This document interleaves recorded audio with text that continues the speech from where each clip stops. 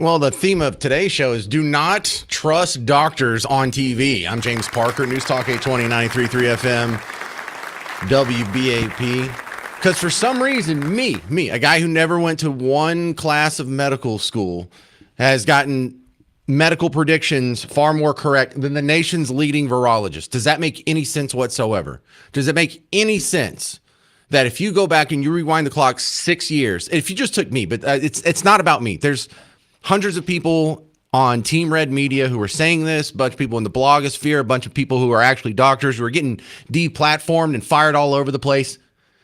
We were getting it right, and the air quote experts were getting it wrong. Well, we now have to sort of amend that in your memory banks. They weren't getting it wrong. They weren't like, oopsie, we looked at the same information and just came to the wrong conclusion. They knew what they were saying was wrong, so then they weren't getting it wrong. They were lying. Dude, the most jaw-dropping story out of the news update you just heard from Trina before the show started was Dr. Fauci text admitting that the vaccine was linked to miscarriages in pregnant women. But they didn't want to make that public because then there wouldn't be support for the mandate.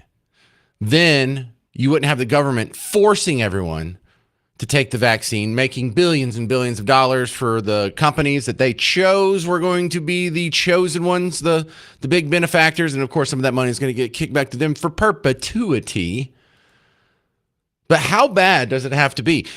I want to not just talk about the abstract things that happened in the past, but I want you to remember sort of the, Michael Crichton called it the gel man amnesia effect, where you would see something that was wrong in the media. And like if you've ever seen a car wreck or a football game or some event that you read about on the newspaper the next day or saw in the news the next day, you would think, boy, they got everything wrong. In fact, a lot of times they get it 100% wrong, like backwards. And then the next day you just watch the news or read the newspaper and assume that's somehow more valid than the story they got wrong. So remember, when I go back and I talk about all these doctors that were like, we're experts, we know everything. I'm a doctor, an actual medical doctor. I've practiced medicine for 21 years. I am a critical care nurse. I've been a nurse for 16 years. I spent 4 years in undergraduate school, then 4 years in medical school. And then another 5 years as a resident in emergency medicine. Look at all of my diplomas. I worked a second job to put myself through nursing school. I'm 53 now, and I won't have my student loans paid off till well after I retire. I can name every organ in your body and tell you exactly what it does. Did you know there are between 60 and 100,000 miles of blood vessels in the human body? I know that because I've studied human bodies. Did you know the human body has 205 bones? Well, you're wrong. It's actually 206. I did know that because I'm a doctor. Did you know that eating raw ginger cures cancer? You didn't? Good, because it doesn't. I've saved people's lives. I've cracked open a chest and manually beat a human heart. I've even delivered some babies in the back of cars. Do you know how many people have shown me weird skin things at parties and asked me if they were dying? Too many. My life is spent trying to improve and save yours. Oh, but you read something on Facebook? Your friend from high school who sells jewelry, she posted it? The one who's 53 and still builds dollhouses? You heard what? On whose podcast? Is he a doctor? No? Scientist? No? Can he name one of the ingredients in the vaccine? Can he point to his gabella? Then tell him to shut the up. The fellow's right here, by the way. Isn't that polio shot we gave your kid, and then your kid not getting polio? Well, those two things are related. How about this? You do your job, I'll do mine. Get the vaccine. Get the vaccine. Just get the vaccine. Grow the up and get the vaccine. And tell your friend on Facebook to stick to jewelry. That condescending, smarmy, sarcastic, terrible advice got babies killed, ruined pregnancies. They knew it. Well, we know Fauci knew it. And we know Fauci wasn't the guy that was doing the test. He was being told from the people that were doing the studies, oh my goodness, this is bad. So people in the medical community knew it. So either you doctors are all in on it and you're willing to lie to the American people about health concerns, whether or not it causes a miscarriage, which means you should lose your medical license, probably go to jail. Or You were easily duped by the people lying to the rest of us, where some of us, myself included, saw through it. Most of the people listening to the James Show right now saw right through the lies. And you smarty smart pants with all your book learning and all your schooling and all your student loans, you got it wrong. And we just learned from text messages that Fauci was okay with miscarriages, with not warning women about getting the vaccine if they're getting pregnant or already pregnant. Babies died because of this. What hasn't this man lied about? And the reason why I don't want this to be a look in the past, we have issues that are going on right now where the medical community is lying to you. The medical community is lying to you about poo lettuce. Yes, cyclosporialysis or whatever is a real thing. Yes, you can eat lettuce and get the trots a little bit later. Yes, one person in Pennsylvania died, but 0 people have gotten sick in Texas. No one's died. It doesn't deserve to be news here. But they need you scared. And we'll review why they need you scared next. But also, we're having another outbreak here where they're lying to your face. Measles is back in Texas. And they will list out a ton of reasons why it's making a comeback, except for the one that really matters. Some of you know where I'm going with this. You're going to love it in 4 minutes. Some of you need to stick around for 4 minutes and find out where I'm going with this. Do not trust doctors on TV. They have been proven to lie to you more often than get it correct on anything that touches politics. Find out next on The James Show. News Talk 820, 93.3 FM, WBAP.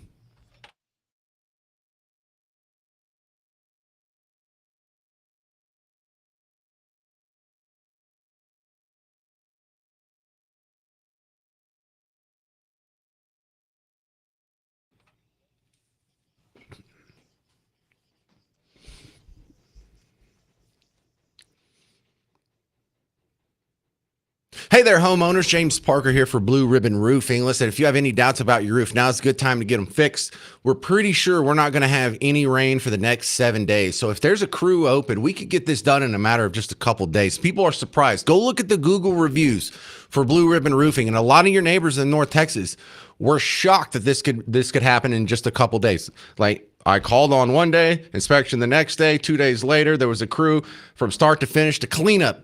The whole process was 4 days. That's what I want to hear. I want to hear the good news. I want to hear how John Hopkins helped you file the paperwork with your insurance company to get you even more money than you would have gotten without them. I want to hear about how they did such a good job on the cleanup that you can't even tell.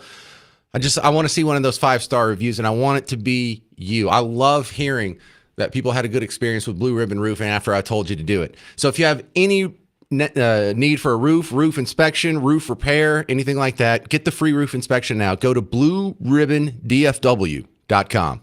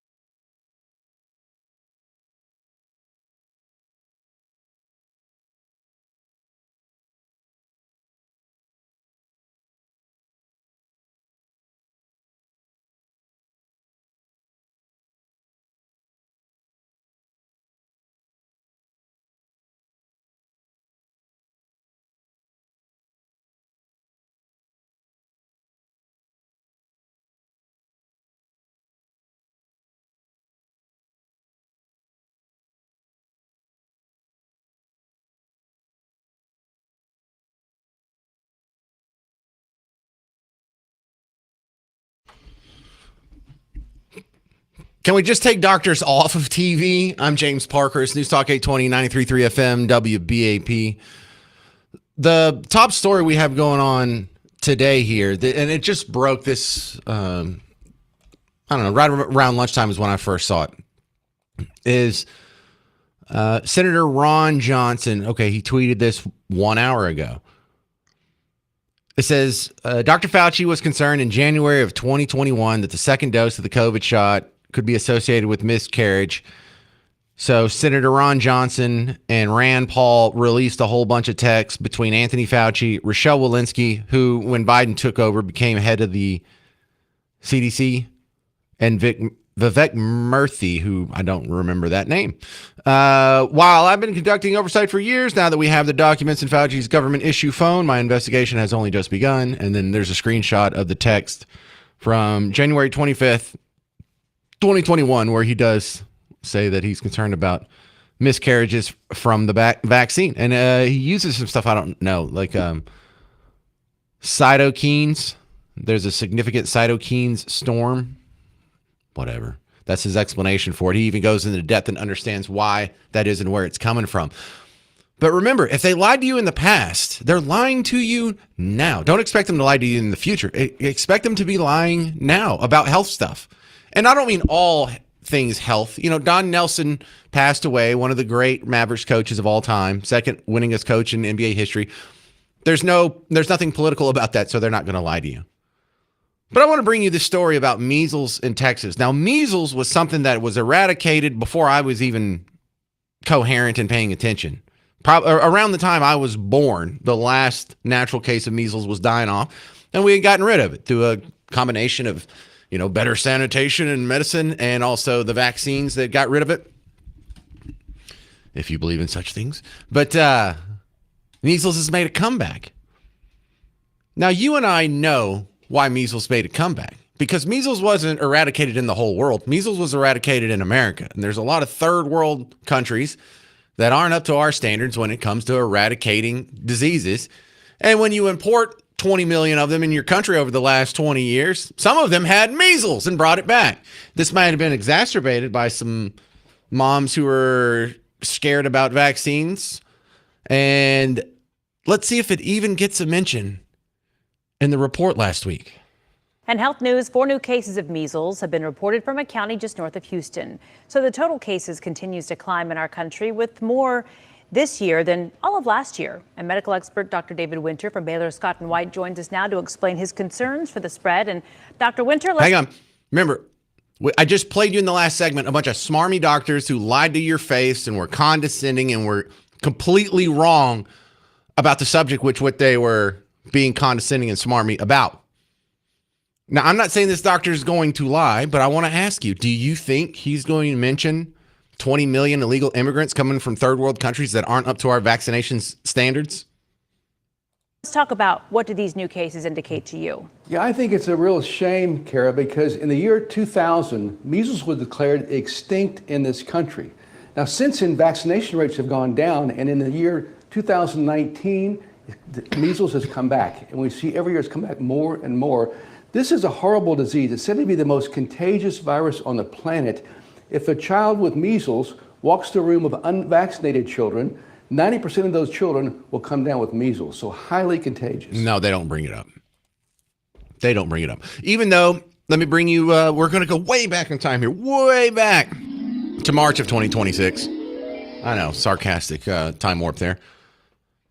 Democratic lawmakers are pushing to close an ICE detention center in Texas because of a measles outbreak. That detention center is at Fort Bliss in El Paso. At least 14 cases of measles have been reported, and more than 100 who were exposed to the virus have been isolated. The facility is now closed to visitors and attorneys. Gee, we have 4 cases north of Houston. We had 14 cases at an ICE detention facility that's full of third world illegal immigrants. I wonder if there's any connection. So you have a metropolitan area of 8 million people down there, and 4 people get it, and you're like, whoa, we got a real problem with measles in Houston. 14 people get it in just one little facility with just a couple hundred people in it in Fort Bliss. There's no connection here. I don't see it. I don't see anything. See, the lie of omission is just as dastardly and unethical as the lie of commission. One more thing I want to play for you. I want to play you sort of a then and now.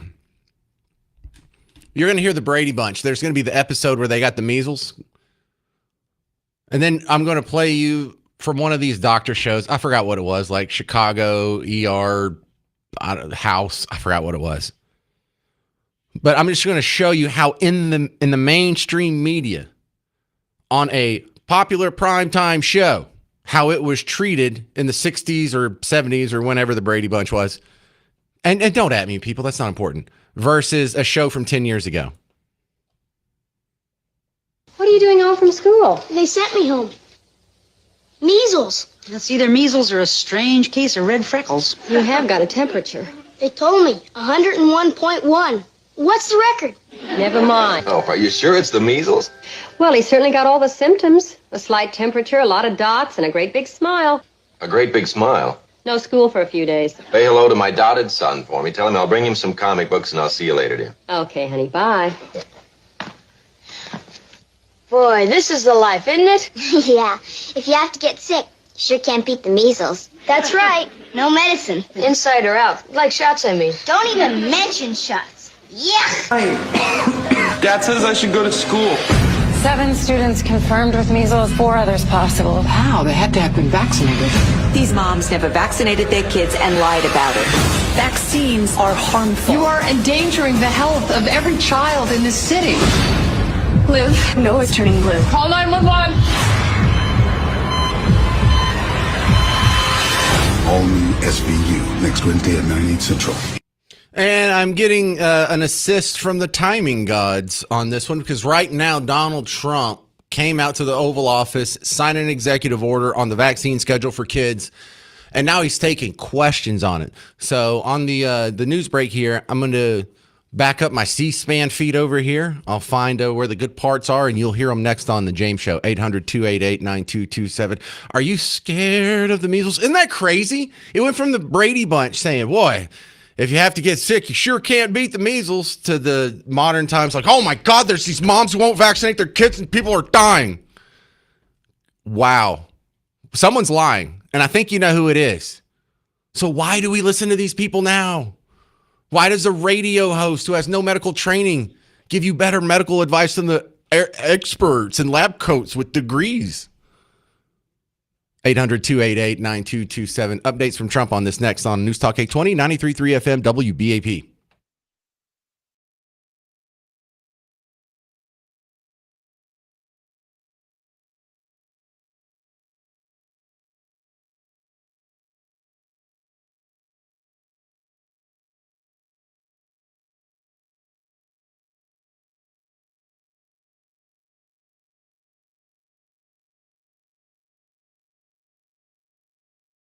Demands. You said America's parents and children are being big announcement. You've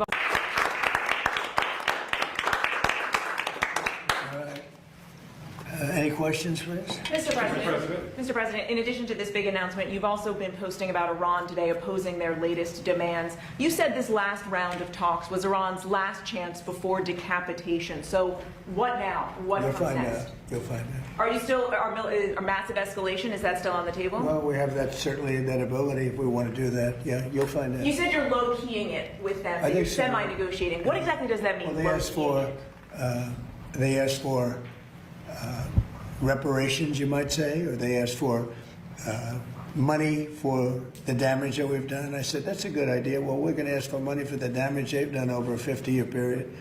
Whether you go SS Cole or whether you go all of the people that were so badly hurt, so badly wounded or killed, many thousands of people, and maybe damages for the 52,000 protesters over the last 4 months that were killed in Iran.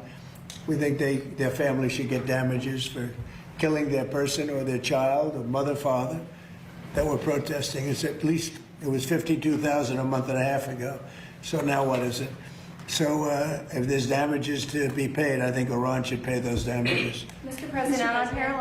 President, are you frustrated with Senate Republicans and Leader Thune for going home for recess without passing the Save America Act? Well, I think they should pass voter ID. I think they should pass proof of citizenship. Basically, Save America, Save America Act. I think that should be something that we should absolutely get. Yeah. Mr. President, you're a proud father. Would you have vaccinated your children differently based on the recommendations? Well, I did. I took my children for 5 different vaccinations. In other words, I broke it up. The one visit where they just pump, what seemingly looks like gallons, where they pump so much in. I took all of my children from day one. I believed in this a long time ago. What seemingly looks like I totally get. Yeah.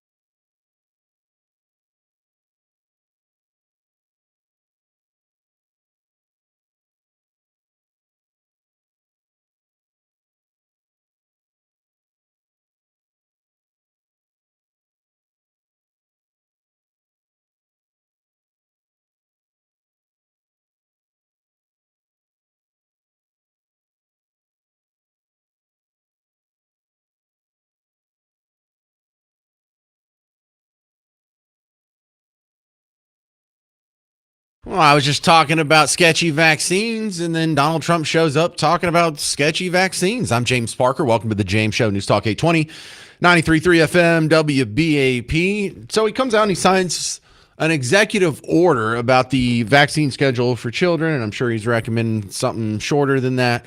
And without butchering up the details, here's the good part where he goes into taking questions. Now, the first question's about Iran.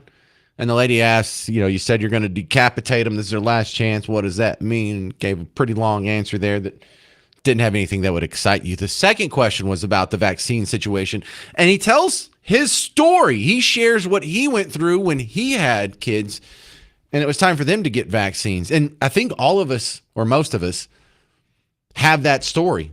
Because now that we learned all this crazy stuff about COVID and all this other vaccine stuff's coming into question, I have to think back like, oh my goodness, what happened with my kids? Mr. President, you're a proud father. Would you have vaccinated your children differently based on recommendations? Well, I did. I took my children for 5 different vaccinations. In other words, I broke it up. The one visit where they just pump, what seemingly looks like gallons, where they pump so much in. I took all of my children from day one. I believed in this a long time ago. I took them with my wife. I took them through 5 different visits to the doctor. Essentially, they get 20% each, and I had no problem. So it's inconvenient. It's 5 stops, but it's something that I think will have a huge impact on autism. Yeah. The anti-weaponization fund, do you think it's still alive at this point? All right. So the other part that is breaking in the news world right now, this just happened right before the James Show started. Senator Ron Johnson and Rand Paul dropped some new texts from Anthony Fauci where, again, talking about vaccines. And check out this little 1-minute summary here from Fox News right before the James Show started. Breaking right now, Republican Senators Ron Johnson and Rand Paul releasing the first batch of text messages from Dr. Anthony Fauci's government iPhone. In one exchange from January of 2021, Fauci, then CDC Director Rochelle Walensky, and then Surgeon General Vivek Murthy discussed COVID vaccination and pregnant women. Fauci flags a potential concern after the second dose, writing that many people experience, quote, significant cytokine storm and fever, and that this, quote, theoretically could be associated with miscarriage in the first trimester. Walensky responds, quote, definitely a good point, especially after dose 2. A cytokine storm is essentially when the body releases too many inflammatory signals that could cause high fever, inflammation, and in extreme cases, life-threatening illness. So this is just coming to light now, Sandra, that Fauci had these concerns. And I remember when I got the boosters, I developed pericarditis, then that went away. Then when I had the second booster, it came roaring back again. So, the body reacts differently to these things depending on who you are. All right, John Griffin, maybe we shouldn't listen to you. You got sick after the first booster and you went and got a second booster? This is the Fox News reporters? Do we have anybody in the media who's not a dupe? I remember being shocked that I think pretty much everyone on Fox News that was on the air ended up getting the vaccine at least once, like Sean Hannity did, Dan Bongino did, Tucker Carlson did, Jordan Peterson did. I know he's not on Fox News, but I didn't. Can we just fire all the people that have shown themselves to be unworthy of the very important, crucial platform that they have and replace them with the people who demonstrated extraordinary wisdom in the face of overwhelming adversity and standing by truth and principles during this time? The COVID vaccine or the COVID virus itself, not a big deal. Not a good way to gauge people. But people's reaction to the pandemic, priceless. Tells you everything you need to know. The people who were pushing this were either complicit or dupes. Most of them were dupes. The people that were complicit, straight up evil. So Fauci suspected the vaccine was bad for pregnant ladies. And instead of going and warning them, possibly saving pregnancies, saving babies, saving families, saving marriages, He kept it shut. Why? Because that's what's good for Team Blue. And this is what happens. This is what the CDC is doing right now. Rochelle Walensky is not there doing what's best for you when she was head of the CDC. She was doing what was best for her politics. That's right. What was best for her politics. And that's what they're always going to do. You don't want to politicize health, then get the government out of health. Get politics out of health. Because this is not going to change. Look, we have it going on right now. They want you to be scared of the poo lettuce. They want you to be scared of measles. They want you to be scared of something, because then you let your guard down, you act against your principles, and you do things you wouldn't otherwise do. Look, let me go back 3 weeks here. When the poo lettuce outbreak started, what was this really all about? A major update on the Let me go to the end here. Fruits and vegetables under running water. Scrub firm produce with a clean brush and remove the outer leaves of leafy greens before eating them. Also, drinking boiled or bottled water in areas where there are cases of the outbreak is suggested. And additionally, of course, practice good hygiene when you're eating by washing your hands often and after using the restroom. Health officials say the investigation is ongoing and they're continuing to search for this exact source of the outbreak now that we know that this is a false positive. But they're worried about the funding. That's what they're really worried about. They're worried about, hey, if we keep demonstrating that we're absolutely worthless and we're politically controlled, people are going to ask for us to be shut down. Well, we have to have constant reminders that food is scary and medicine is scary and vaccines and the viruses and outbreaks and pandemics are out there and you need government to keep you safe. That's not true. You know what you really need? You really need for them to go away. You really need for all this to be returned to the private sector. Example, FoodNet, which is a national surveillance program designed to investigate and detect foodborne illnesses, had a big funding cut last year. Oh no, there was a big funding cut. Now we're not going to be safe. We better restore the funding so the Team Blue bureaucrats can live off the taxpayer money and we can expand the scope and power of government. Yeah, how did that work out? We've been funding Fauci for 40, 50 years now. How did that work out? Oh, that's right. He just made pandemic after pandemic. Lyme disease, RSV, then COVID. We created that with these idiots, and now we're supposed to listen to them on when we are supposed to take a vaccine, when we're not supposed to eat lettuce. Who to blame for measles? They can't stop lying to us. Why do we allow this to persist? Get government out of healthcare. Period, point blank, end of story. And I'm going to have some smarty pants send me an email, james@wbap.com, if you want to try it. They're going to say, oh, yeah? Well, just to show you how inconsistent you are, you don't like socialism, you don't like government and medicine. Well, then you want to get rid of Medicare and Medicaid? Actually, yes, I do. Now what you got? 800-288-9227. You're going to hear another sound clip from Donald Trump speaking with the press today, or right now, on The James Show. News Talk 820, 93.3 FM, WBAP.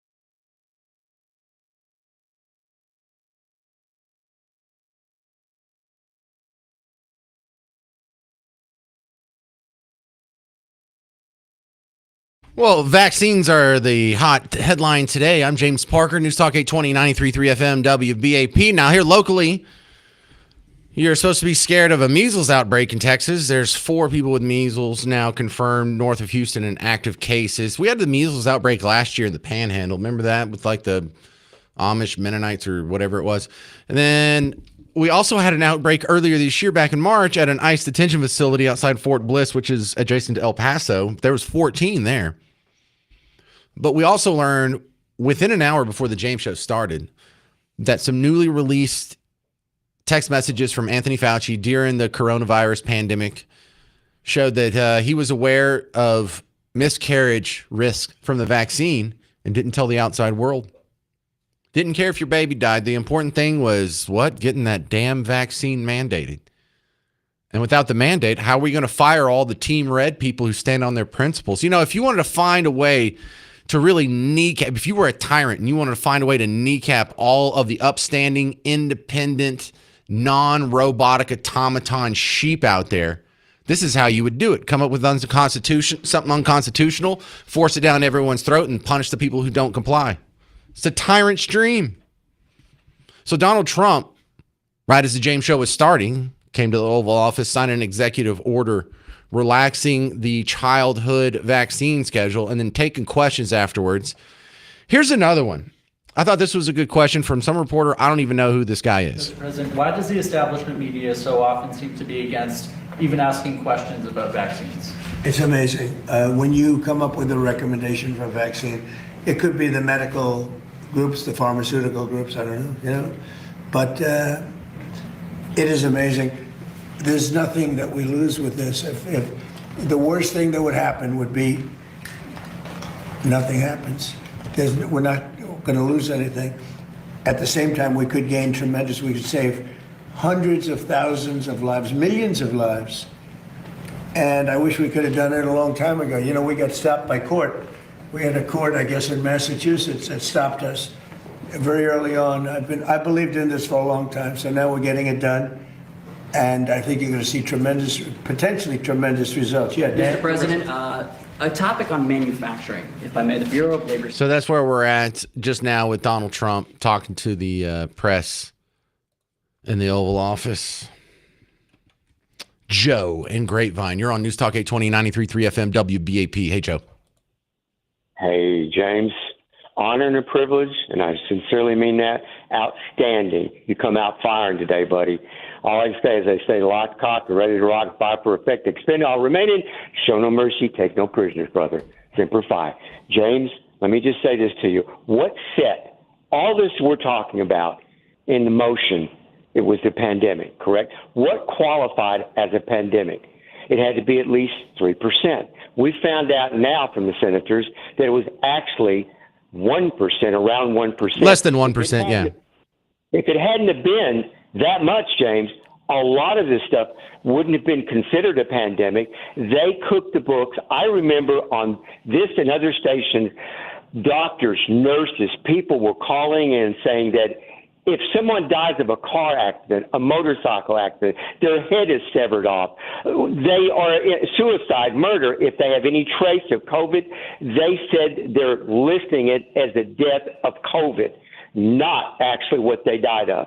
That is what put it in the pandemic category, 3%, and people were already talking about this. Did it not? It does not. Is that not true, James?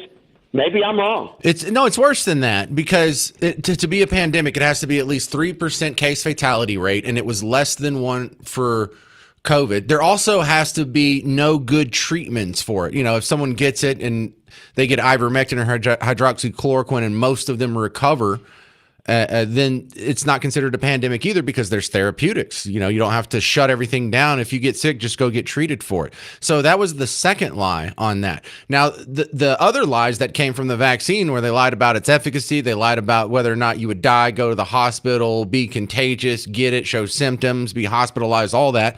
That was all lies, and that was lies. So they would have to do the mandate. Now that they needed all this to be bad, but you have to realize that everybody's incentive was a little bit different. If you are in Congress, you don't care whether or not it's a effective mandate for medical reasons. You care because you're about to get to print $6 trillion and hand it out however you see fit.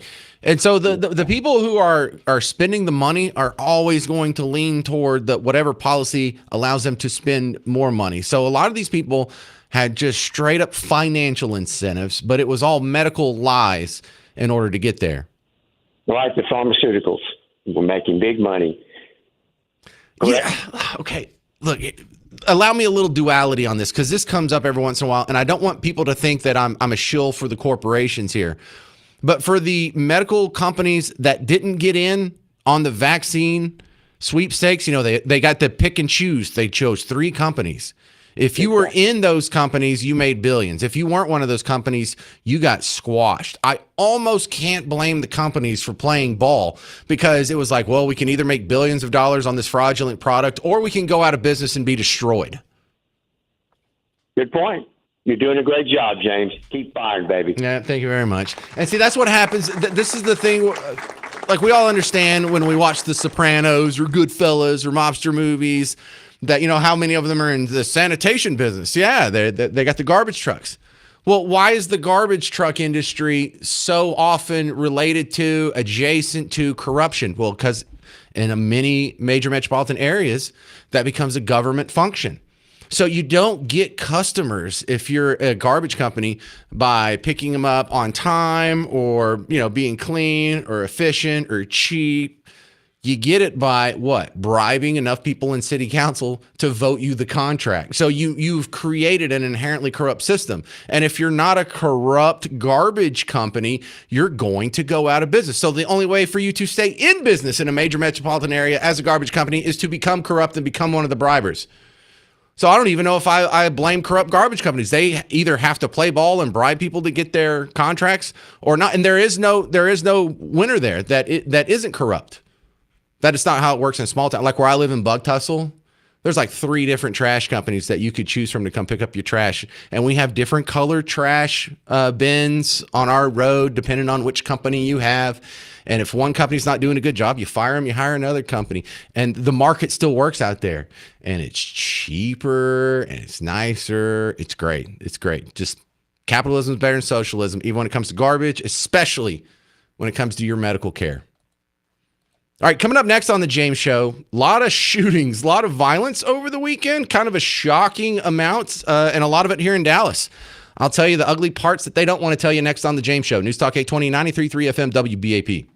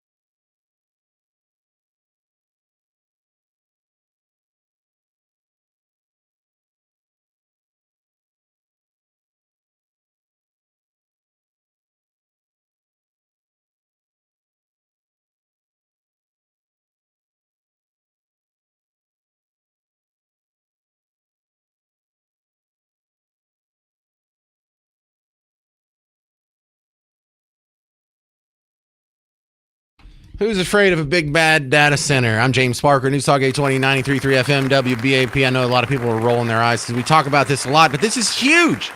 We have an issue going on. Another one. There's 2 towns today that are having meetings on data centers. The WFAA has a report. The data center debate is set to continue in 2 North Texas cities this week. Tomorrow, Fort Worth City Council members could advance a moratorium on new data center projects. This comes after months of public comments and debate over regulating these sites. If approved, a final vote on the moratorium wouldn't happen until December. And in Keller, council members there will discuss a proposed data center project in nearby Westlake that borders Keller's city lines there. The mayor of Keller claims the city was blindsided by this proposal, while the developer says the center will boost tax revenue with minimal water use and noise, but still the proximity remains a concern. The discussion is set for Wednesday night. All right, my next guest, Jen Springman from the Goldwater Institute. And Jen, I'm wondering where this backlash against data centers came from, because we have 621 in Texas, no complaints about them for the first 621, but 622, now we have protesters out the wazoo, and it's on the news every day. So I don't know where the protesters came from. I don't know where this newfound interest from the news came from. Do you have a better explanation for me, Jen?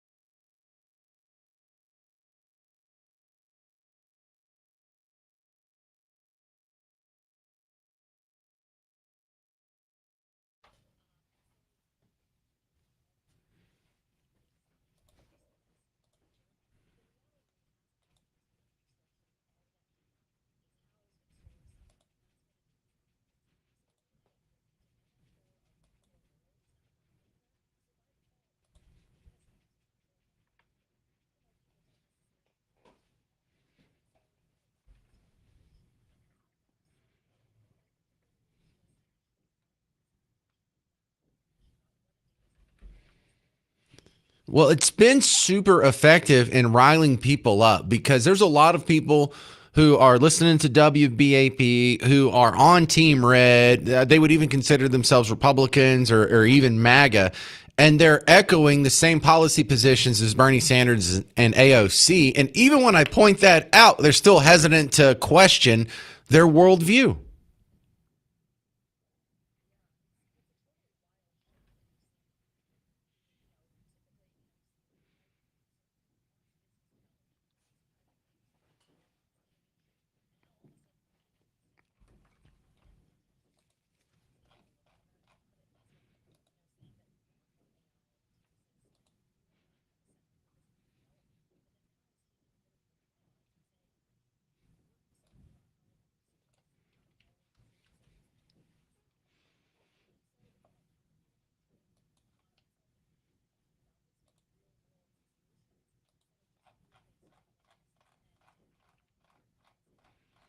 Well, I think one of the big problems I've had is that when I talk about data centers, someone will invariably send me an email or a Facebook message with a link to a story or a video about some data center somewhere that's making a whole lot of noise and no one wants to live next to this and this is a violation of rights. And they're right. Some data centers make a lot of noise. I'm sure out of the thousands of data centers we have in America, one of them has contaminated a water table. But to act like that's the norm, or to act like that's why we should put the brakes on all data centers, I find this a very frustrating conversation.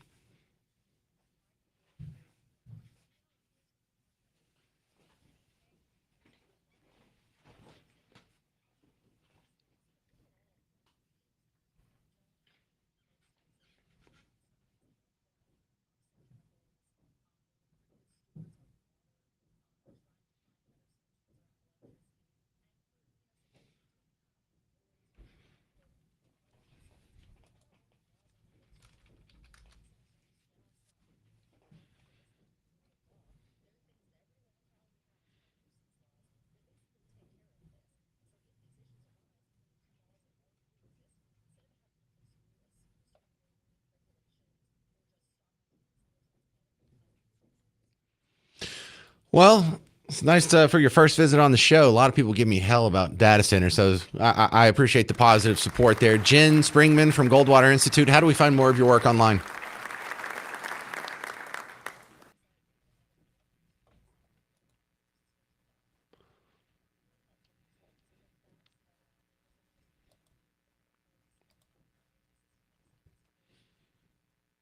Yeah, well, be in touch. I need all the help I can get over here. I'm getting beat up on a regular basis. Thank you, Jen. All right, I have some breaking news here. First day of school for Fort Worth ISD. Not wasting any time getting into the school year. They've had their first lockdown after a student was photographed with a gun. Oh, how fun. Geez, we didn't even make it through the first day, and people are already having a guns are scary story. Details coming up on The James Show. News Talk 820, 93.3 FM, WBAP.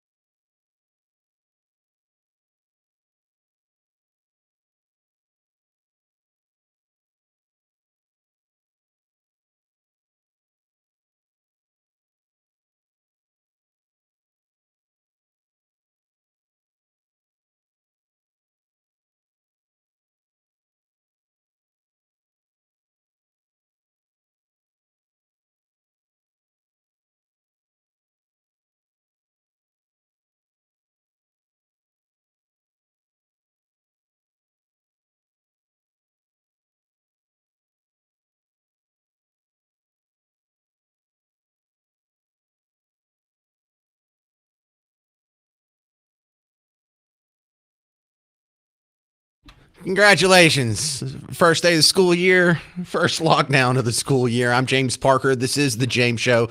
News Talk 820, 93.3 FM, WBAP. Remember, when you wake up, check out the WBAP Morning Show with Hal J and the crew on from 5 to 9. But we go over to our friends in Fort Worth. Fort Worth ISD is confirming that O.D. Wyatt High School is on lockdown after a student was reported to have taken a photo of himself with a firearm on campus. Monday, first day of school. We didn't even make it one damn day. 5 individuals, including the student who took the photograph, have been detained as part of the investigation. So that's from a spokesperson for Fort Worth ISD talking to our news partners over at WFAA. If you go to WFAA.com, they have a couple of pictures of what they're showing here. But there's no action. No one got shot. No one even brandished it. This was just an abundance of caution. Apparently someone in an SUV got their car searched. I imagine this belonged to the student who, whatever. But WFAA flew their helicopter over and got some cool pictures of the parking lot if you want to see that. Nothing going on here. Just the magical amount of stupidity involved in this story. It's impressive is what it is. Like, do you need to take a gun to school? Absolutely not. Are you an inherently bad person if you take a gun to school? I don't know. If you're like a hunter who was sitting in a duck blind over the weekend. I know it's not duck season, but just stick with me here, people. And like you left it in the back and it's on camp. Of course not. If you borrow your dad's truck and he had a gun in the console and you didn't know about it and that's how it got on, of course not. But the genius that brings a gun to school, sneaks it into school in his backpack, finds a good place to pull it out and then take pictures with it and then share it. That's an idiot. That's just like, I don't say that to be mean. I'm just saying this is a guy who's demonstrated a level of irresponsibility mixed with stupidity that whatever grade he's in, he should probably just fail. Like, I know you didn't make it through the first day of school, but you've already failed this year. What are you, a junior in high school? Yeah, you're still going to be a junior. It's amazing. Absolutely amazing. We didn't even get through the first damn day, and we already had a lockdown from some genius who not only took a gun to school, took it into school, took pictures of himself, and then shared it out. Oh my God. I'm kind of caught on this one because if you're that dumb, maybe you should just be kicked out of school. Maybe school's not for you. School's not for everyone. Not everyone is going to be a scholar. Not everyone is going to have 140 IQ. Someone's got to pick up the trash. Someone's got to mow the lawn. Anyway. So that's where we're at on the first day of school. We're off to a swimming start. Good job, folks. Also, right now, we have Dallas trying to raise taxes on you. Now, if you live in Dallas, this is super important. If you live in Dallas, they're talking about bonds and tax increases. And they're also talking about cuts, but the cuts are so many that they want you to think, well, we got to balance here. Yeah, we had to make some small little tax increases here and there, but we really had to bleed over here at City Hall. No, you're not. Listen to this report from this morning. While they're talking about raising the taxes for Dallas, which doesn't just affect the people that live in Dallas. Anybody who shops in Dallas, works in Dallas, you're going to eat this too. Just listen to how miniature and tiny the cut discussion is. The city of Dallas is set to debate its latest budget proposal. We're taking a live look this morning at the Dallas skyline as city leaders consider a $5.6 billion budget proposal. Now, that includes several cuts to close a $50 million shortfall, including eliminating 300 positions. City Manager Kimberly Tolbert shared a message with employees on Friday. And I understand that this news brings uncertainty. And what I want you to hear from me is that I care deeply about each of you. Well, several town halls are scheduled across the city this month. The first is tomorrow night at 6 o'clock at Tyler Street Church on West 10th Street in Oak Cliff. A lot of people bring up the fact that the city of Dallas, like capital C, capital D, the city of Dallas, that organization that is the government that runs the city, they have increased their number of employees by hundreds over the last few years. And so now they're going to turn around and cut a few of them. Kara Mendelson's a good follow. She's on Facebook and Twitter is where I see her posting a lot of stuff.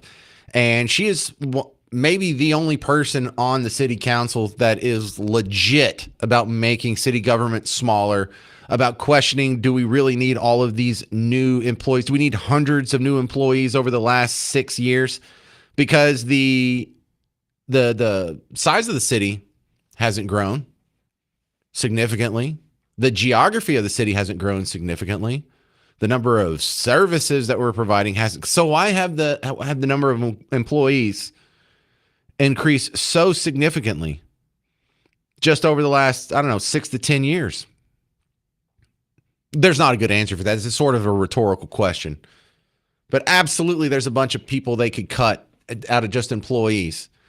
But also, I think we're taking this way too small. Friday, I was talking about they had shut down 3 of the recreation centers because, hey, we got to make some budget cuts. We have a $56 million budget deficit here. They should close all of them. The city of Dallas does not need to be providing swimming pools to the public. I grew up in a small town. We didn't have a public swimming pool. We got along just fine. Actually, I grew up in the middle of nowhere. We didn't have a public swimming pool. We got along just fine. You don't need it. Cut all the libraries. Cut all that dart out. Cut all this idea that we need to be buying up office buildings and then just let them lay vacant over on Stemmons. And we need to take a theater because, hey, Frank Lloyd Wright designed it. And so now we've got to spend $28 million refurbishing it. They've got a new practice facility for the Wings, the WNBA team, $75 million for that. Now, all of this, just cut it all. And please, if you voters in Dallas are listening to me, whenever you see a bond on your ballot, and this should show up in the one in November, if it ends up on the ballot, vote no. Vote no on all of them. They don't deserve one more dime. In fact, they deserve less than they're already getting. So please, God, do not vote to raise your own taxes and raise the expense on everyone who lives here and everyone who works here and everyone who has a business here and everyone who's employed here. Just say no to bonds, to government, to spending, all that. Coming up next, you're going to love this one. You're absolutely going to love it. WNBA is the center of attention for all the wrong reasons. And we have 2 guys, former NBA players, who are declaring for the WNBA draft, and they're really excited about their feminine era. 800-288-9227. I'm James Parker on News Talk 820, 93.3 FM, WBAP.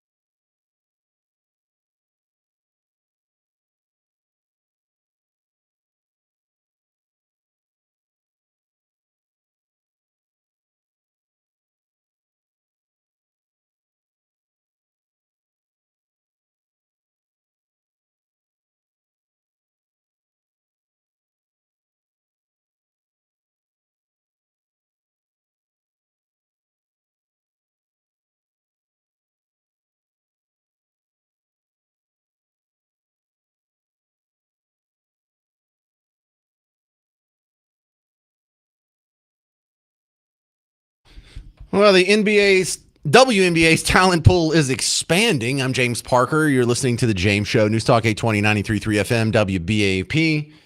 And you know it's not about basketball when we're talking about the WNBA.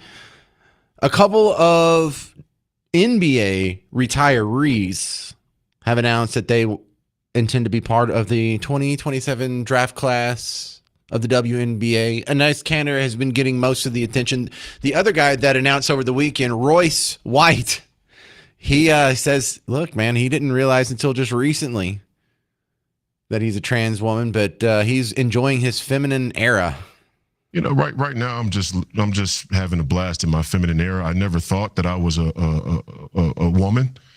You know, I've always trusted the science. I thought I was a man my entire life, but you know, after further review, strong look at my personal preferences, it would appear that I am indeed sometimes identifying as a transgender woman, and I think it's only fair I get a chance to play with some of my queens here in the twilight of my career, my athletic prime. Oh my goodness, I'm enjoying this so much. Now, and partially in an effort to keep me out of trouble, but also to show you some very important context, we're going to go back. And Bob Costas is a dedicated Team Blue acolyte. He supported Barack Obama. He supported Joe Biden. I don't know if he supported Kamala Harris. I didn't get or remember an opinion from him on that. But he's come out and spoke out against school shootings and spoken in favor of gun control and spoken for any time he opens his mouth and politics comes out, it's always for Team Blue. So earlier this year, when the Olympic Committee decided on their new rules around gender, he said some things that apply just as much to the International Olympic Committee as it does to the WNBA. In fact, he makes the WNBA reference in his analysis of the new gender rules for the Olympics. But it's the same story. You were the face of the Olympics for so many years. This news today about the IOC basically banning trans athletes, that there's going to be a genetic test. Yeah. Your reaction to that and this very complicated issue? Give me enough time to address this so I'm not misunderstood. There are people who use this issue cynically for political purposes, and they're demonizing people who happen to be trans, who should be treated with respect and dignity and understanding. However, common sense is not transphobic. There's a reason why the high school champions don't compete with the college champions. There is a reason why no trans man who was once a woman and has become a man has ever competed successfully with men in the Olympics. If Caitlin Clark could play in the NBA, everybody would applaud it. That'd be an incredible thing. But if the last guy on the bench of an NBA team went to the WNBA and started averaging 40 points a game, everyone would know that is BS. I didn't say that. Bob Costas said that. James Parker didn't say that. Don't y'all go get me in trouble. Don't you go be tattling, trying to get me fired. Al in Dallas, you're on News Talk 820, 93.3 FM WBAP. Thank you for taking my call. Quick question. Why is it that politicians are making these promises and none of them are kept, i.e. Trump? Like which one? Well, he promised that Mexico would pay for the wall. They never did. He promised that he'd have a better health care plan than Obama's. He's yet to come out with one of those. He said he was going to bring inflation down at day one. It was at 3%. It's now at 4.3% now, 4.2%, depending on who gives that statistic. And I mean, I can go on and on.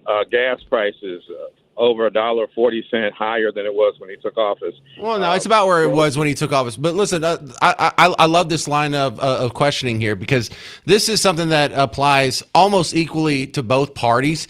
And I think what we really need to come away with, and instead of just like the sort of aiming this at the other party, aim this at your own party too. And I think everyone gets this. Like, if you're a Democrat, you should be very disappointed in the Democrat Party. If you're a Republican, you should be very disappointed in the Republican Party. And what you're everything you're saying, you know, you're criticizing Team Red, but it's all true.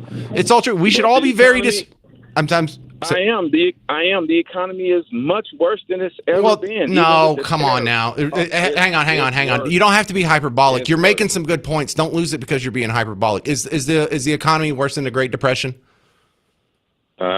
That would be a difficult comparison. Well, no, it's not. Say, no. Look, unemployment got up to 20%. So, of course, it's not that bad. It's not even as bad as it was during the Great Recession in 2009. It is. We just lost 22,000 jobs last month. Yeah, well, we lost government jobs. We gained in private sector jobs. The stock market's at all-time high, and GDP's in positive growth. So we're not in the worst economy ever.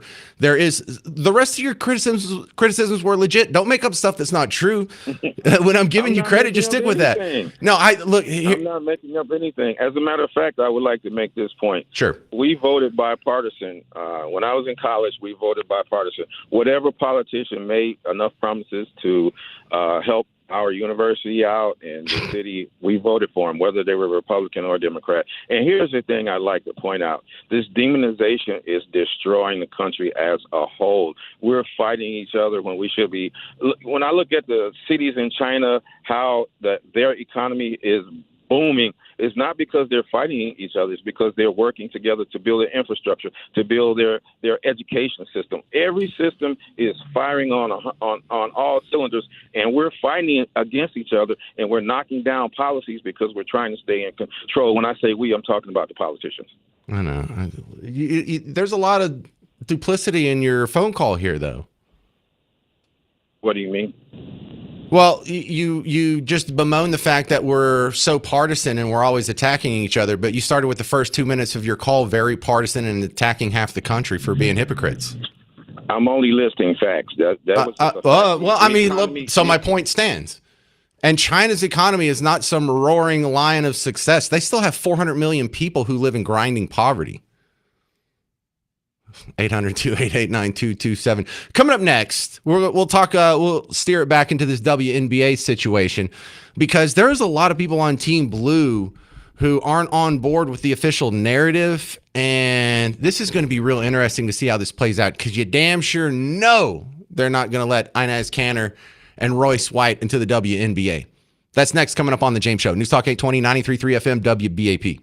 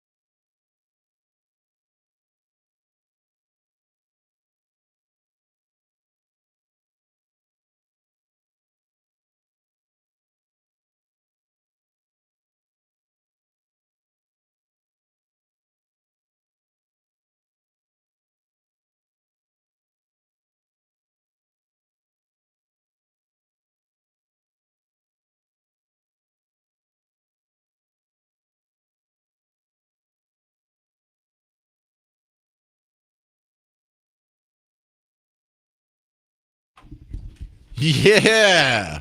Am I going to have to watch a WNBA game? Because I will if they allow one of these two guys, Inez Kanter or Royce White, into the WNBA. I'm watching, you're watching. It'll be the most watched women's basketball game in history. Hell, it'll probably be more watched than the men's finals. In fact, I guarantee you the first game would be more watched than Michael Jordan's 6th final. By the way, I'm James Parker. It's the James Show. News Talk 829.3 FM, WBAP, yada, yada, yada. But this is coming over the weekend. This was the top trending story. I couldn't get away with it. I tried to put my phone down every once in a while, but every time I picked it up, it just kept getting funnier and funnier. So it started with last week. Inez Freedom, he used to go by Inez Kanter, declared for the NBA draft, WNBA After draft. careful consideration and reviewing the current eligibility guidelines, I am officially declaring myself a WNBA prospect. If simply declaring who you are is all that's required. Yeah. And look, this is sort of an accepting of the challenge from one of the players and some of the coaches. They've all been asked to put a microphone in front of their face. Would you allow a trans player? And so many players have said, heck yeah. I think it's trans rights now is our new battle. That's what I think I was saying, that like the battles have changed. Oh, yes. You know, like our intentions have been the same, but now the environment has changed. We see trans people's rights being, stripped away from them. There's a lot of discord. Let's go. This is going to be so awesome. I can't wait. Part of me doesn't want this to happen, and I really don't think it's going to happen. I don't think they would let the two guys on the team for obvious reasons. But also, I'm kind of glad because I want this. I don't want this to go way before the next Olympics because I want to see how absolutely freakish the next Olympics could possibly be. Cleo in Plano, you're on News Talk 820-93.3 FM WBAP. Hi. I personally think it's great that they've decided to come forward and join the Women's Basketball League because I feel they need to be mocked. They're a bunch of women that are supposed to be representing women worldwide, or at least in the United States, and young ladies, and yet they cannot support women. So I think it's perfect that they're being mocked. I don't think it's a mockery. I think they mean it. I think that if you allowed them to be on the team, they would suit up and do it, and they'd be dunking 80 points a game. I want them to wear wigs, James. I want them to wear wigs and falsies up underneath their sports bras because I'm sick and tired of, no, seriously, I'm sick and tired of these trans women getting up there. The only thing they do in sports is like grow their hair longer. Have you ever seen some of the power lifters or the guy who's a swimmer or some of the other sports? They make zero commitment to this. So I want to at least see some falsies underneath in your sports bra and a decent hairstyle and put some makeup on and shave your beard. I do. No, see, I kind of like the idea that neither one of these guys shaved their beard, but Royce White did put on a blonde wig over the weekend and make a couple of TikTok videos, and it shouldn't have been funny, but it was hilarious, Cleo. And listen, here's the dirty little secret, Cleo. Have you watched a WNBA game yet? Occasionally, because when we do go out to eat, we like sitting at the bar when we go to sports Okay, bars, but so intentionally, there, so you can't avoid it. Okay, no, but I do not willingly turn the channel to watch it ever. No, right, I haven't either. But if this game happened and Inez Kanter was in it, wouldn't you watch? Yes, I would watch 100%. I could not take my eyes off of it. It would be transfixing to watch him out there, dominating them, knocking them down. Word choice. To the ground. You can't say transfixing. That's hateful. Think of something else. Yeah, you said transfixing. Please be respectful. No, it's you're supposed to like you can't stop looking at it. Mm-hmm. Okay. I'm disgusted. I'm disgusted by your lack of empathy. I do have a lack of empathy. Anyone will tell you I don't like it. I call it blackface to women, and it's very disrespectful, and I stand on that. I will never back down from that. Blackface to women. I like that. Well, I also like the specter that this might be the first WNBA game that turns a profit. All right. Thank you, Cleo. We'll leave it at that. Cynthia in Midlothian. You're on News Talk 820-93.3 FM WBAP. Hi. Hey. I just want to say I don't think we need to worry so much about what's going on with the WNBA and with transgender in general. Let the Islamics take over, and they got a foot in the door. This problem will take care of itself. Well, that seems to be the less optimal way to solve this problem. But look, a lot of people have pointed out the irony of if you're for protecting the rights of women, or if you're protecting the rights of gays, or you're anyone else in the rainbow flag, you may not be so keen on importing the Islamists from the third world. No joke. That's- Absolutely. Well, Cynthia, let me ask you this. Have you watched a WNBA game on purpose? My husband loves to watch it, so yes, I've seen Oh, them. wow. Well, Well, what does okay, he but think about this? Someone who's actually a fan. I haven't asked him about it. I'll ask him today. Well, please do and get back to me if it's a funny answer. Okay. What kind of glory will a 256'5" man get from beating girls at basketball? Well, the glory won't be from beating the girls. The glory will be dismantling a very overt lie that is being perpetrated by the media and academia and all these other people who want to pretend that there's no difference between men and women.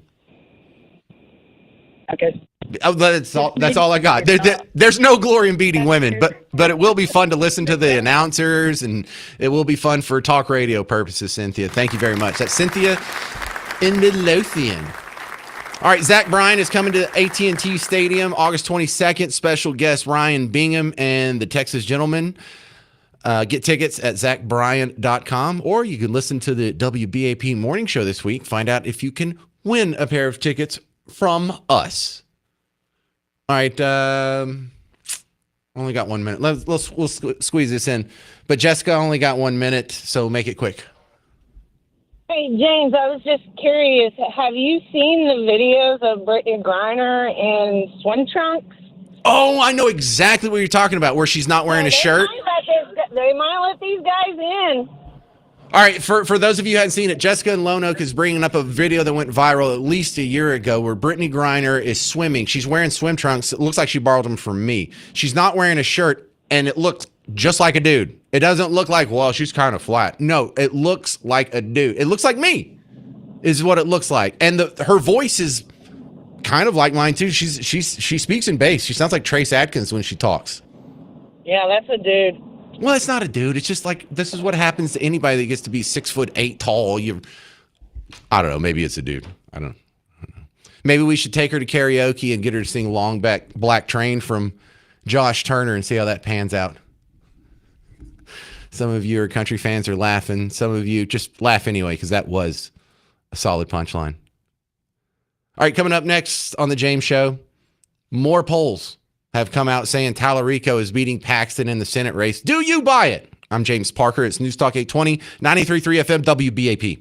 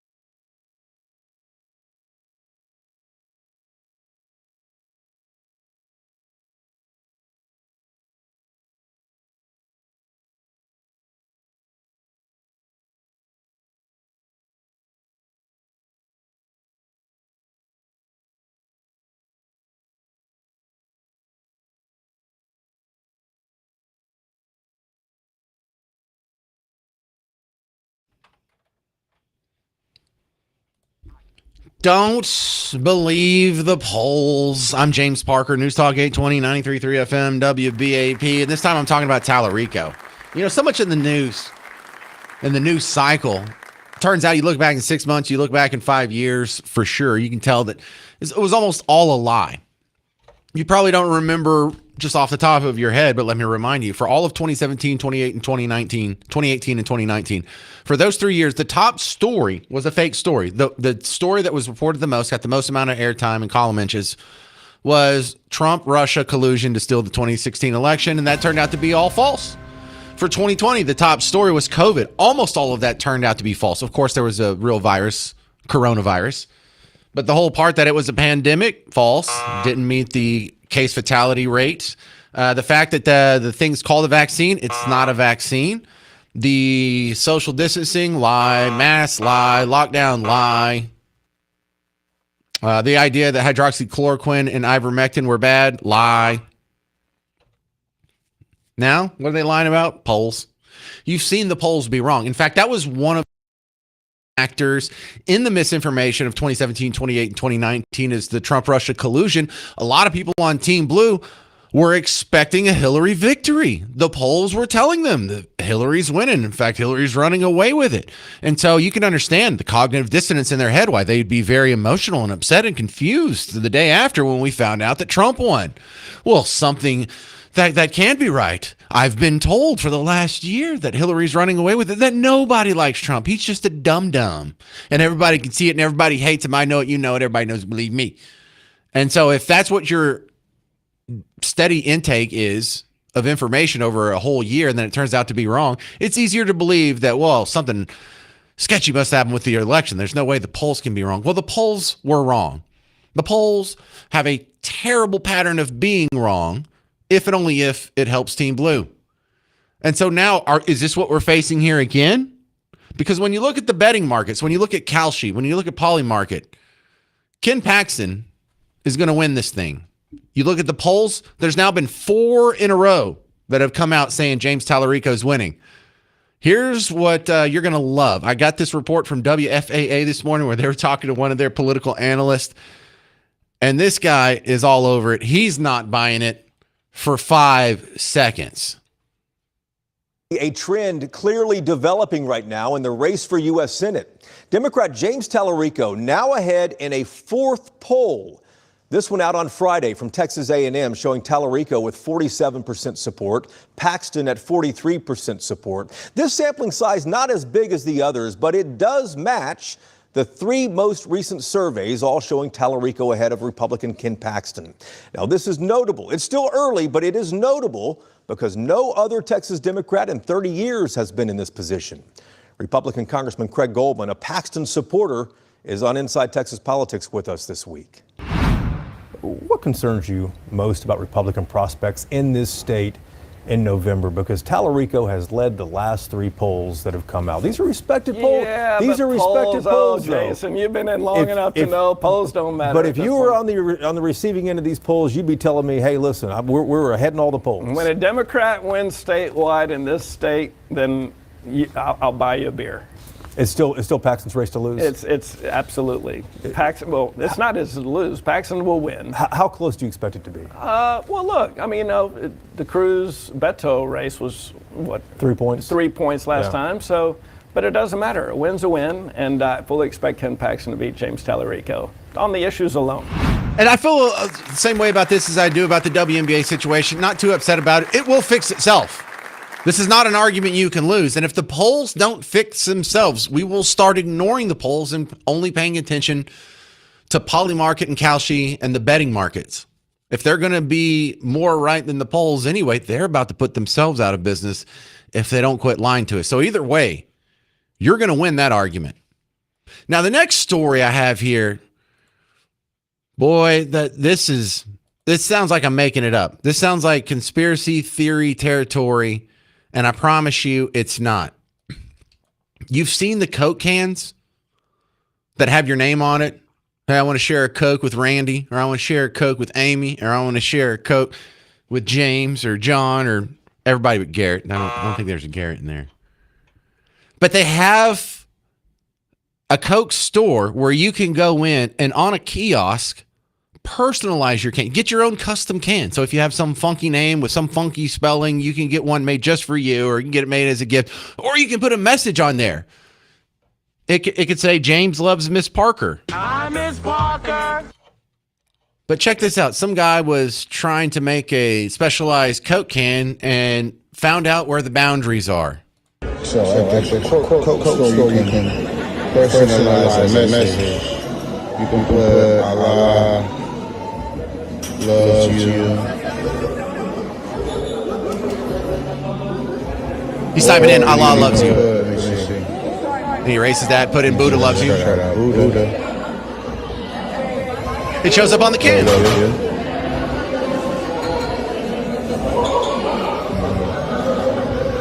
But you cannot even type in the word Jesus. He types in Jesus. The second S pops up a warning screen. Allow this text on the can. Everything else is good though. Even if I put, let's see, Satan. Oh, no, Satan's fine. Satan loves you. You can put that. So you can put Satan loves you. You can put Allah loves you. You can put Buddha loves you. But when you type, but if you type in Jesus, Jesus, the second you get to that second S, the warning screen pops up and it says that's blocked. crazy. That's ridiculous. What the hell kind of evil stuff is this? What kind of this is discrimination? This is religious discrimination. And what about all the nice, just innocent Mexicans catching strays because they're named Jesus?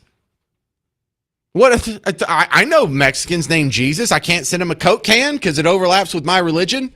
And why are they only discriminating against your religion? Not Islam, not Buddhism. I don't know the Hindu. What would you type in there? Hey, I'd like to share a Coke with that blue guy with 6 arms or whatever it is. You could probably type that in there, but not Jesus. 800-288-9227. 800-288-9227. I bet you Dr. Pepper would never treat our Lord and Savior like that. I'm James Parker. This is The James Show. News Talk 820, 93.3 FM, WBAP.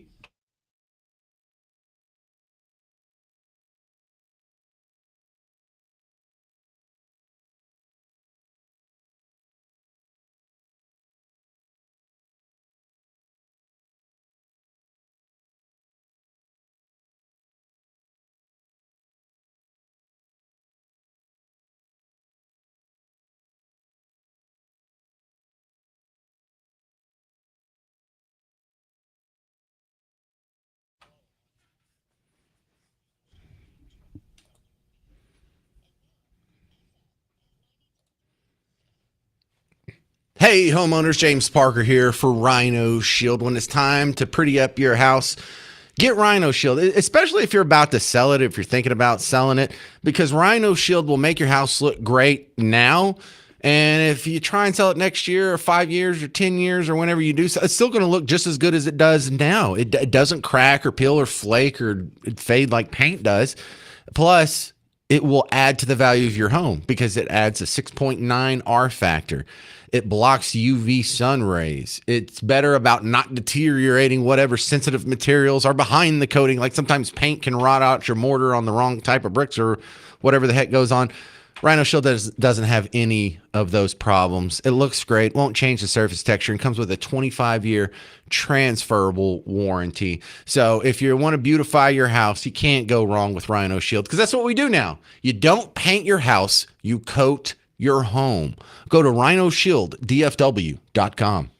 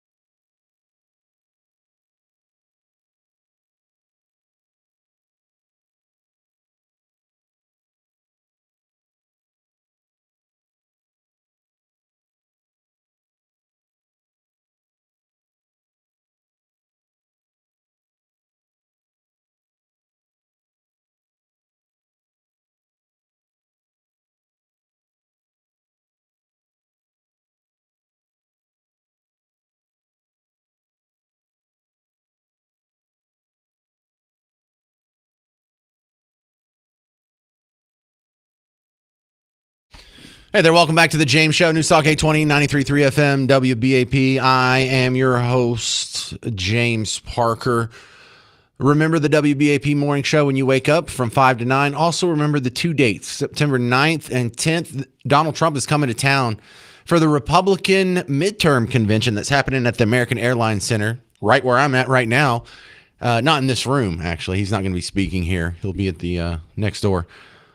But whenever September 9th and 10th roll around, just turn it on WBAP. We're going to have a booth set up in the middle of Radio Row, in the middle of all the action, and we're going to be at random times just dragging by people who you've probably heard of. Should be pretty incredible, and dare I say historic. So just remember September 9th and 10th on those 2 days. All right? We lost a good one. Don Nelson passed away, Mavericks coach. Morning. Dallas Maverick fans are remembering a beloved basketball legend. Yeah, former head coach and basketball Hall of Famer Don Nelson died yesterday at 86 years old. Janelle Ford is live outside the American Airlines Center with more on his legacy this morning, being remembered, obviously, as a giant for the franchise. Well, Matt and Carrie, you can't really talk about the Mavs basketball franchise without mentioning Don Nelson's name. He came to Dallas in the late 90s when this team was really struggling. He brought Dirk Nowitzki and Steve Nash in and really helped turn the Mavs into one of the most exciting teams in the NBA. And that was just one chapter of an incredible basketball life. Before Mavs fans knew him as Nelly, he won 5 NBA championships as a player with the Boston Celtics in the 60s and the 70s, then went on to become the second winningest coach in NBA history. Nelly was known for being creative, unconventional, and pretty fiery on the sidelines. He coached with a ton of emotion. Sometimes that meant a few technical fouls, but he also gave his players room to be themselves. And you can see that in the tributes coming in this morning. Dirk wrote on social media in part, "I don't think my career could have turned out how it did without you being my first coach and giving me the freedom to play my game." Luka Doncic also posting, saying in part, "I have so much respect for him and everything he did for the game, especially the way he believed in international players." And we also spoke exclusively with current Mavs CEO Rick Welts, who knew Nelson for decades. He was one of those guys that brought every ounce of emotion of how he felt about every single game, every single night. And I think that that's one of the things that fans loved about him, right? Now, Nelson's family says he died peacefully yesterday with his loved ones, and a celebration of life is planned for this Thursday at Preston Hollow Presbyterian Church. I'll send it back to you in the studio. Yeah, you know, a lot of people think it's real easy if you've been a player and you don't even have to have success, just being exposed to the game, whatever your profession is at that level, you should be able to turn around and be a coach. And a lot of current coaches actually were players before, not even successful players. Like Sean Payton was like a third string backup. I believe he even played for the Cowboys for a little bit there. You know, he was never rocking and rolling and league MVP or making the Pro Bowl or anything like that. But, you know, standing on the sideline, holding a clipboard, watching, a lot of people think that that's just sort of a natural progression. That's not the norm. For a few guys, it is. For most people, myself included, this is one of my shortcomings. I'm a terrible coach. There are a couple of sports that I know inside and, well, there's 3 of them that I know inside and out. And if I had the coaching gene, if I had the coaching ability, I think there's 3 sports that I could make that my job and actually be useful at it. But I don't have that ability. Also, like I play a couple of musical instruments. I have a hard time teaching people how to play. I play guitar and piano. I can't teach you. I can try, but there are many people who are good. And so I have to remind myself that that's just a different skill set. And you know who really is good at that more so than most? Strangely enough, women. Women are better coaches, I've noticed. They don't even have to know the game as well, but the ability and really the patience, I think, is where I fall short. Like, I think I could be a decent coach. It would have to be with adults, though. It'd have to be like college level or semi-pro or minor leagues or pro. I don't think I could deal with kids. I don't think I could deal with the short attention span. I don't think I could deal with the people who don't take it serious. Or, you know, when I say between now and the next practice, I want you to spend X amount of hours practicing, and they don't actually do it, that would drive me nuts. But apparently Don Nelson had it. And we should be more amazed at the people who can do both, because that really is almost a completely separate skill set on its own. And so if you are a great coach, you may have been like an okay basketball player, but the ability to get to that next level, that really is something special. To be one of like the Phil Jacksons or the Pat Rileys, you know, the guys that played, they weren't ripping it up. They turn around and be a better coach than they were a player. That's pretty awe-inspiring stuff. And Don Nelson was one of those guys, and he wasn't a Phil Jackson, and he wasn't a Pat Riley. He didn't even win any championships. But the real measure of a man in this situation is by the reaction to his death. And this is something that applies to all of us. This is what applies to you too. Because this really is one of the few things that matter. You know, your family, of course, top priority, always has been, always will be, always should be. But there's a middle ground here between that and total nothing. Because 100 years from now, no one's going to know that I was here. No one's going to know that you even existed. No one's going to, like, everyone that personally knew you is going to be gone from this earth. We will be lost into the sands and the hourglass of time. So the only thing that really matters is what do the people around you who actually knew you the closest think of you? And that's the only measure. That's the only real measure you're going to get in this world. Then let me read you this tweet from Dirk Nowitzki last night when he found out his former coach, Don Nelson, had died. Get out the Kleenex, kids. He said, "Nelly, you didn't just draft me. You believed in me. You saw things in my game before I ever realized I could do them. I've said it a million times, and I will always say it. I don't think my career could have turned out how it did without you being my first coach and giving me the freedom to play my game. I can only say thank you for everything. R.I.P. legend." So, you know, round of applause for the coaches out there. You play a special role in a lot of people's lives, especially at that very crucial adolescent phase, that awkward transition from childhood to adulthood. When you pile on the skill, the strenuous activity, the pressure. You guys are special people. I can't do what you do. All right, coming up next, we got to play Dead or Alive.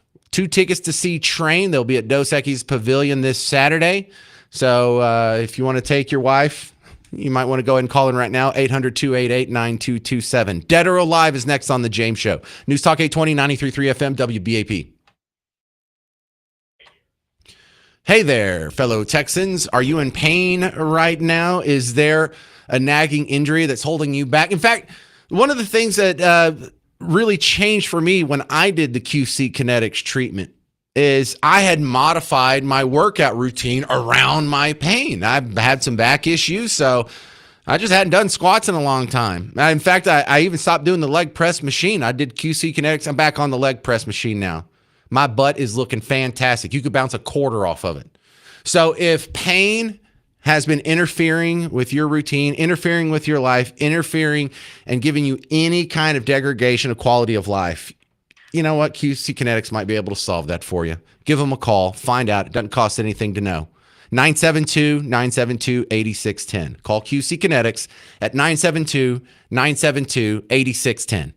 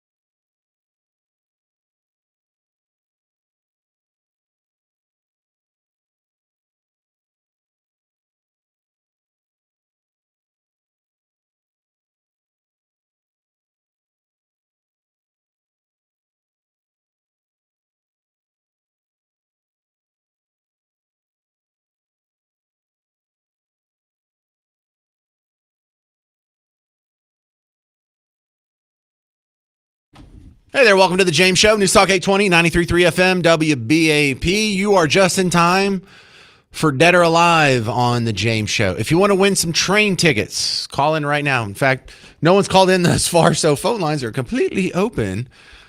I understand why. In fact, I would just be, I would sleep so good knowing that none of my listeners want train tickets and none of my listeners are adjacent or married to anyone who wants train tickets. Now, I gave away train tickets last week and I had a whole bunch of people call. So someone out there likes them. Totally understandable. They've had a lot of hits. You don't have to like everybody I like. I don't have to like everybody you like. But if you want to try and win some train tickets, call right now. 800-288-9227. 800-288-9227. So train is going to be at Dos Equis Pavilion this coming Saturday. Tickets and information at livenation.com. But we're doing something fun today. The category is James. Famous people named James. 800-288-9227. 800-288-9227. All right, now people are calling in. While we're setting up the phone lines, Good Garrett's getting everyone screened over there. A quick warning for my neighbors up in Plano. They're talking about increasing your taxes at a meeting. The city of Plano signed a letter of intent to bring the Dallas Stars' new arena here, but unfortunately, the billions that it will cost to make such a thing happen does not come out of thin air. So tonight, Plano City Council will vote on whether to hold a special election this November. If approved, voters would decide if they want to approve a short-term motor vehicle rental tax, a hotel occupancy tax on hotel room bookings, an event parking tax, event admissions tax, and a venue use tax on major league team members that play a professional game in the arena, all to go towards the cost of bringing the Stars here. Now, the city of Plano says the proposed venue taxes would support the planning, acquisition, establishment, development, and the construction of the area, as well as the development of related infrastructure and supporting improvements. So, of course, that would be such as retail. The current plans would see the shops at Willow Bend demolished next year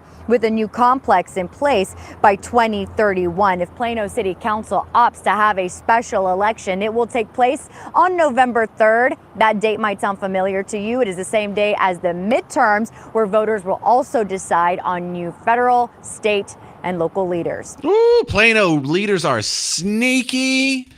So they want to spend $1 billion of tax money on this new arena that's going to be where the Willow Bend Mall is currently. And they've set up all the taxes to where they won't be paid for by the locals. So isn't this a weird decision they're going to go on? You're going to go to the ballot box and you're going to vote whether or not you raise taxes on people who visit. So the hotel tax, the ticket tax, the event parking tax, the tax on the players that come and use the venue. None of that is going to be borne out by the residents of Plano. Well, I mean, when they buy a ticket and park there. But how about minimally affect the actual citizens of Plano? We're just going to what? Sock it to all the visitors? But what are the visitors coming for? Are they coming for the hockey game? Some of them are. But isn't that going to hit anyone who participates in those taxes? So I still stand as a no. I really do. I am absolutely disgusted by the idea of multi-millionaire and billionaire owners getting $1 billion from the taxpayers to get a bright, shiny new stadium. So I hope it doesn't pass. I don't care where they build the stadium. I just hope it's paid for with their own money. All right, with that, let's lock in, do another great episode of Dead or Alive.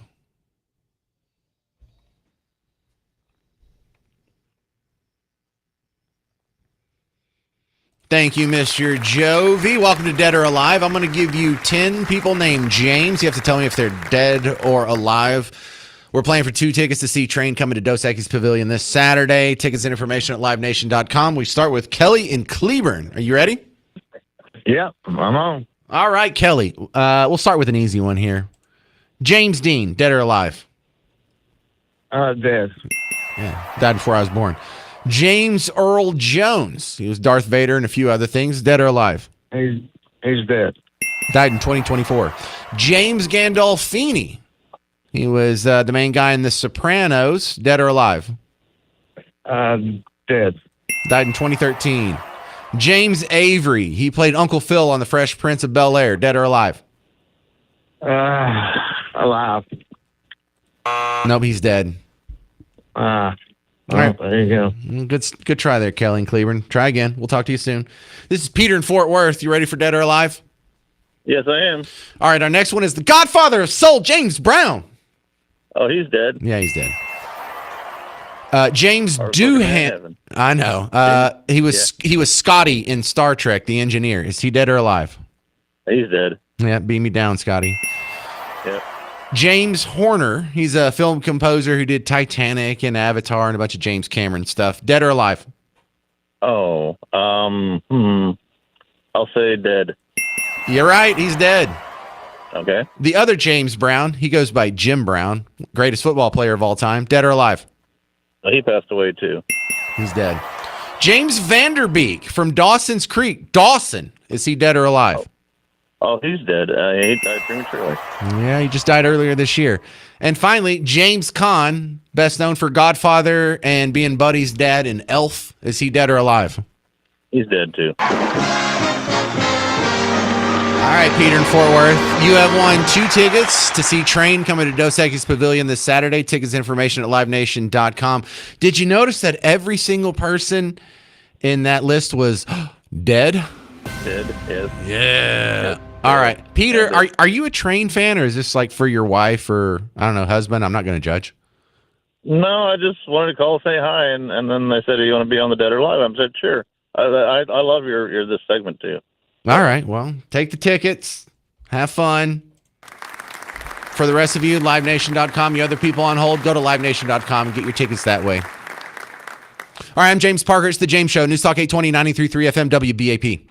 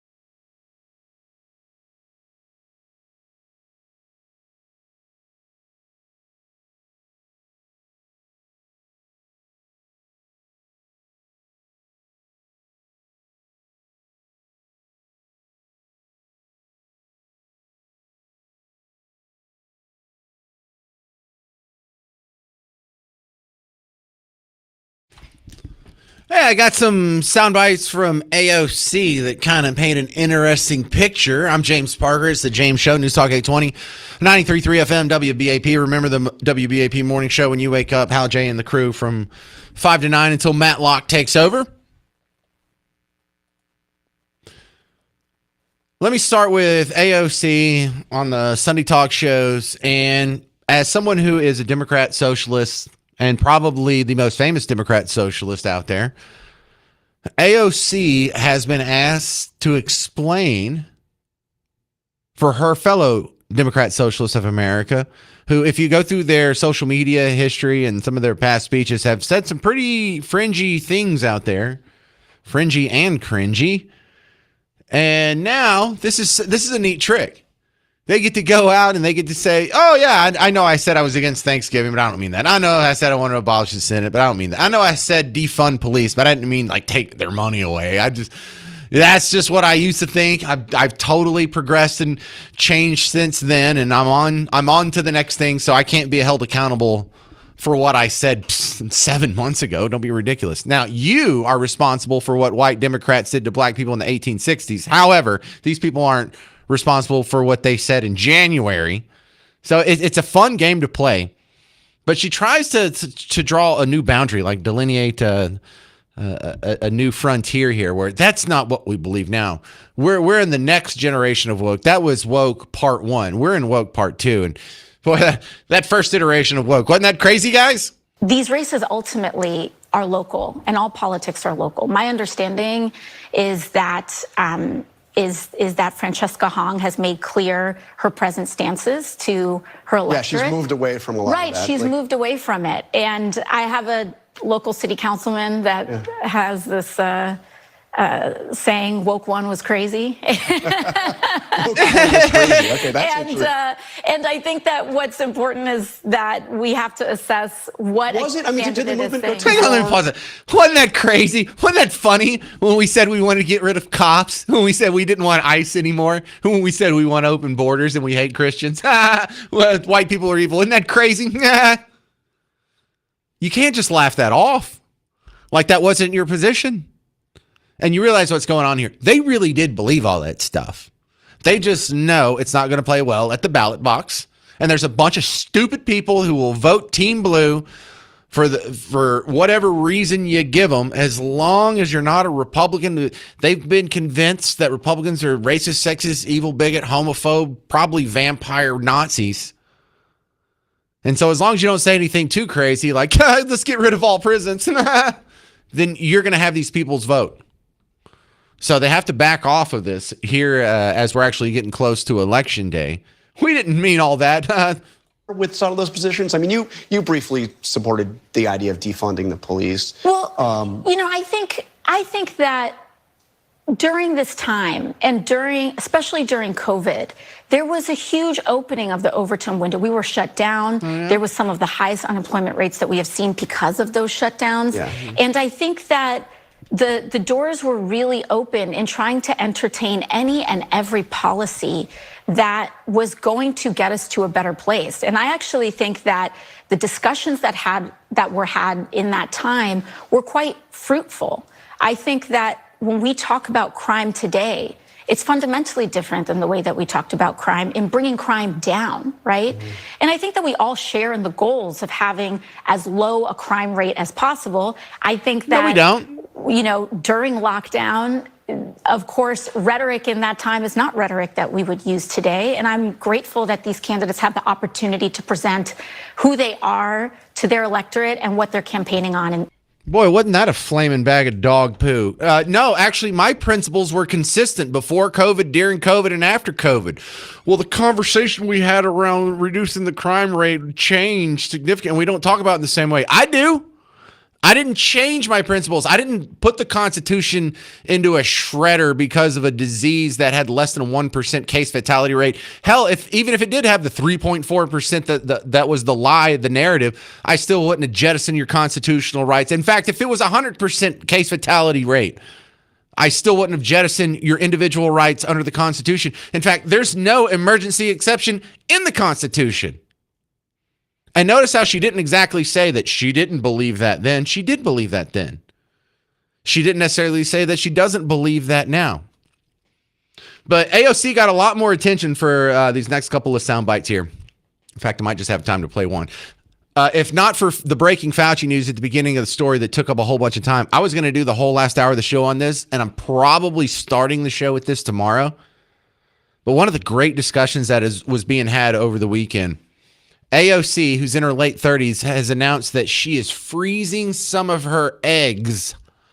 She hasn't had kids yet, and she hasn't ruled out wanting to have kids, but she's kind of getting, up close to the boundary there to where, if you don't crank out some kids now, you're running out of time. So she's freezing some of her eggs. She has a boyfriend that she's been with for a long time. Why not just get married and have kids? Well, because that would get in the way of her presidential run in 2028. And we all know what this is about. But this is a conversation all of America needs to have because of our falling birth rate and this whole auto genocide that you're happening by not having kids. This is going to be an amazing. In fact, if you're not normally listening at 2:00, you probably want to listen at 2:00 tomorrow because this is what we're doing coming out of the gate. My grand total personally for me, all in, is going to be probably between $8,000 to $9,000. The other piece of this is the actual clinic and procedure and your provider. And a lot of clinics actually don't require you to pay in a lump sum. I saved a long time for this. And so I'm just paying for it outright after years of saving. But there are clinics that do offer kind of a payment plan for people. All right, so I want to hear from you. A lot of people are against this for a few reasons. If she's 37 now and she's freezing her eggs because she wants to run for president, well, that'll be 2 years from now. She'll be 39. If she wins, she'll get in office when she's 40. She'll get out of office at 47, 48. Then you're going to have kids? And look, I want everyone who wants kids to have kids. I think we should be having more kids. I had 4 kids. Each one was a blessing. I would recommend it highly to anyone who's on the fence. Go have some kids. Go find the person you're in love with and go have some kids. But if you found the person you're in love with and you're not already having kids naturally, something's wrong with you. What are you putting this off for? And look, if you do have kids, you implant them at 48 and you crank them out at 49 or 50. I mean, this is not ideal. This is not good. They're not going to get to know their grandparents. Their grandparents are going to be long gone or in the hospice by the time they're coherent. You're not going to get to know your grandkids because you'll be gone before they have kids. You're kind of breaking up the whole generational swing there. I don't know. We'll talk about this tomorrow. Stick around. Mark Levin's coming up next on The James Show. News Talk 820, 93.3 FM, WBAP.